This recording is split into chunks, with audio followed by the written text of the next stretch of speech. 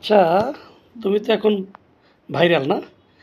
মানে মানে রাস্তাঘাটে যখন তুমি বের হও, ধরো এই যে তুমি যে গেটআপে আছো, হুম, হুম। এই গেটআপে তুমি তো নরমালি যাতায়াত করতে পারো নাকি? তোমার তো হ্যাঁ, নরমালি যাতায়াত করো এই গেটআপে? হ্যাঁ। আমার আমার যখন র‍্যাম্প শো থাকে বা হচ্ছে আমি কোনো মিটিং অ্যাটেন্ড করি, সো তখন আমি নরমালি এইভাবে বের হই। নরমালি এরকম মানে কি ধরো রাস্তাঘাটে তুমি রিক্সায় তো আর এই গেটআপে বের হতে পারো না। মানে না, বের হও রিক্সায় কখনো?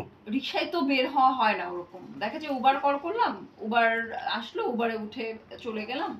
অ্যান্ড দেন হচ্ছে তোমার সাথে একটা হয়তো স্কার্ফ নিয়ে নিলাম এরকম বা একটা চাদরের মতো নিয়ে নিলাম। ওইভাবে আমি নিজেকে কভার করে চলে গেলাম। কিন্তু অনেকে ধরো ওপেন প্লেসে ধরো হুম, হুম। অনেকে ধরো এই ধরনের ড্রেস পরে ধরো হাঁটলো।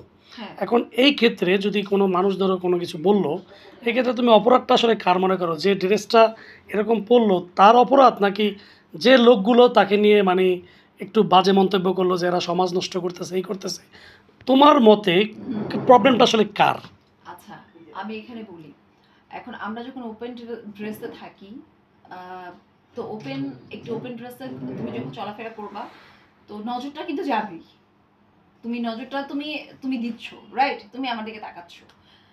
কিন্তু তোমাকে কিন্তু এটাও বলা হয়েছে যে নিজের চোখকে সংযম করো। তোমার নিজের চোখটাকে তুমি নামিয়ে ফেলতে পারো। তুমি আমাকে নিয়ে বাজে কমেন্ট করার তোমার দরকার নেই, বা তুমি আরেকজনকে নিয়ে তোমার বাজে কমেন্ট করার দরকার নেই। সবাই কি করে? সবাই তো করে না। যেমন রাস্তায় ১০০ জন মানুষ, তোমাকে কি ১০০ জন মানুষ ওইভাবে তাকিয়ে দেখছে?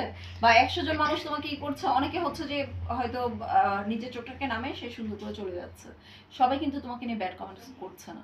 না, কিন্তু আমি যেটা বলতে চাই সেটা হলো হুম, যে যারা এ ধরনের ড্রেস আপ করবে তাদের তো একটু ভাবা উচিত যে আমি এখন কোন দেশে আছি, কোন এনভায়রনমেন্টে আছি। হুম। তার কি এই বিবেচনা বোধটা থাকা কি উচিত কিনা? এখন কোন দেশে আছি, কোন এনভায়রনমেন্টে আছি, এখন তোমরা যদি সেটা যদি বলো, যেমন আমরা যখন এই শোতে যাই, এখন তোমাদের শোর কথাই বলো। তোমরাই তো এখন দেখো। না, এটা তো শো।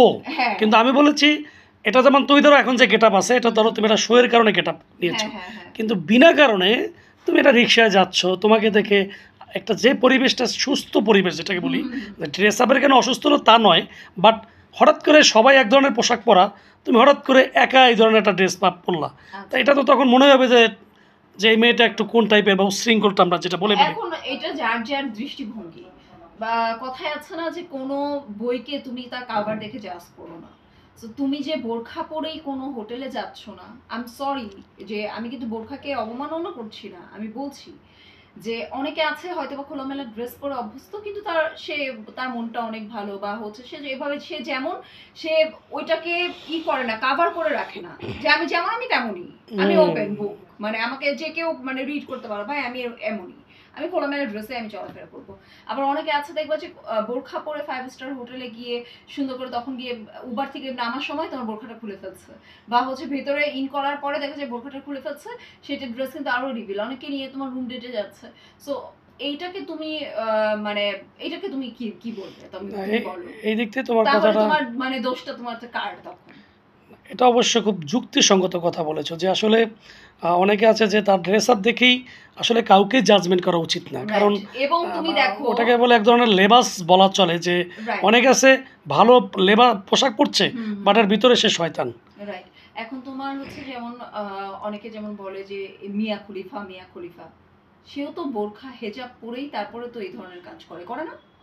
তো তারা যদি বোরখা পরে এই ধরনের কাজ করতে পারে, তাহলে কি তুমি কি তাকে ভালো বলবা? তাহলে আমরা যদি এখানে যদি আমরা একটু ওপেন ভাবে চলি, তাহলে আমরা কেন খারাপ হচ্ছি? আগে মানুষের সবকিছু দেখে জাজমেন্ট করা উচিত। রাইট।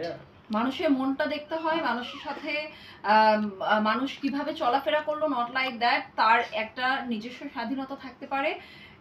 কিন্তু আমি তোমাকে বলবো যে ওপেন ড্রেস পরলে যে সবাই খারাপ হয় না, মানে এইটা একদমই একটা ভ্রান্ত ধারণা।